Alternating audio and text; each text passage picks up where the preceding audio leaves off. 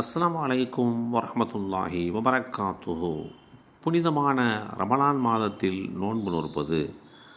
அல்லாஹுடைய தூதர் ஸல்லல்லாஹு அலைஹி வஸல்லம் அவர்கள் கூறினார்கள், புனிதமான ரமலான் மாதத்தில் நம்பிக்கையுடனும் நன்மையை எதிர்பார்த்தும் நோன்பு நோக்கிறவர்களின் முந்தைய பாவங்கள் மன்னிக்கப்படுகின்றன.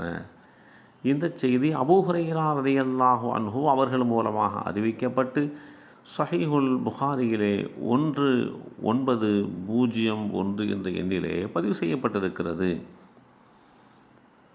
புனிதமான ரமலான் மாதத்தில் நோன்பு நோற்பதை குறித்து மார்க்கம் மிக தெளிவாக எடுத்துச் சொல்லியிருக்கின்றது. நோன்பு அரபு மொழியில் சவும் என்னும் சொல்லால் குறிப்பிடப்படுகிறது. தடுத்து கொள்ளுதல் என்று இதற்கு பொருள் கூறப்படும்.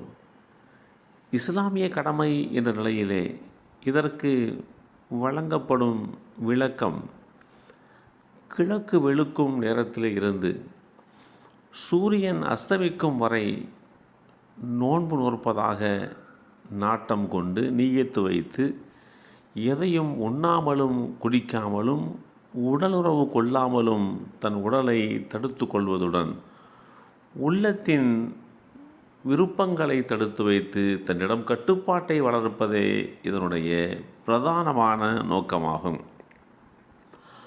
ஒவ்வொரு வருடத்திலேயும் ரமலான் மாதம் முழுவதும் வயது வந்த புத்தி சுவாதீனமுள்ள முஸ்லிம்கள் அனைவரும் நோன்பு நோற்பது இஸ்லாமிய மார்க்கத்தின் கடமைகளுள் ஒன்று என்பதை இந்த மார்க்கம் நமக்கு தெளிவுபடுத்தி காட்டியிருக்கின்றன.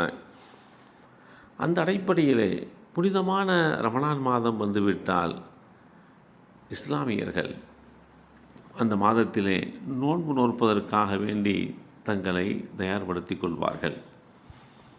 இந்த ரமலானுடைய நோன்பு யார் யாருக்கு வைக்க இயலவில்லையோ அவர்களுக்கு உண்டான பரிகாரத்தையும் இந்த மார்க்கம் சொல்லியிருக்கிறது. பயணத்திலே இருக்கின்றவர்கள், வயோதிக நிலையிலே இருக்கின்றவர்கள், நோயாளிகளாக இருக்கின்றவர்கள்,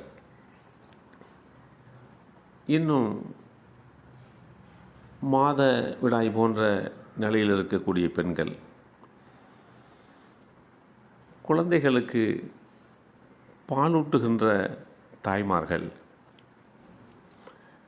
கர்ப்பிணியாக இருக்கக்கூடிய பெண்கள், இவர்களுக்கெல்லாம் நோன்பை விடுவதற்கு இந்த மார்க்கம் அனுமதி வழங்கியிருக்கிறது. அதே வேளையில் கர்ப்பிணி பெண்களும் பால் குடிப்பாட்டுகின்ற தாய்மார்களும் தற்காலிக நோயினால் பாதிக்கப்பட்டு நலன் பெற்றவர்களும் இந்த நிலைகளுக்கு பின்பாக விடுபட்டு போன நோன்புகளை கணக்கிட்டு நோற்க வேண்டும் என்று மார்க்கம் மிக தெளிவாக எடுத்துச் சொல்கிறது. வயோதிக நிலை,